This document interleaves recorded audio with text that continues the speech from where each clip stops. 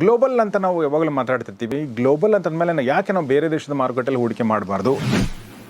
Trump ಅಧಿಕಾರಕ್ಕೆ ಬರೋಕ್ಕೆ ಮುಂಚೆ ಸೆಪ್ಟೆಂಬರ್ ಅಕ್ಟೋಬರ್ ತಿಂಗಳಲ್ಲಿ 90 ರೂಪಾಯಿ ಇತ್ತು. ಓಕೆ. 90 ರೂಪಾಯಿಯಿಂದ ಇದು 150 ರೂಪಾಯಿ ಹೋಯಿತು. ಸೊ ನೀವು ಯಾರಾದರೂ ಮನೆ ಮಾರಿ ಹಾಕಿದ್ದಿದ್ರೆ ಪಕ್ಕದ ಸೈಟ್ ಇವತ್ತು ನಮ್ಮದೇ.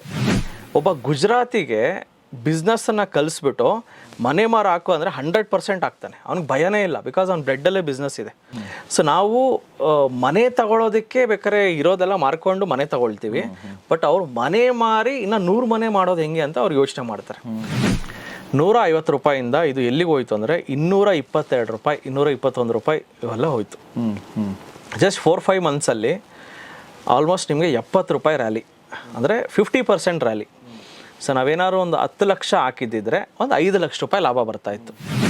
ಇನ್ನೊಂದು ಪ್ರಶ್ನೆ ಎಲ್ಲರಲ್ಲಿ ಮೂಡೋದೇನೆಂದರೆ, what if America starts falling now?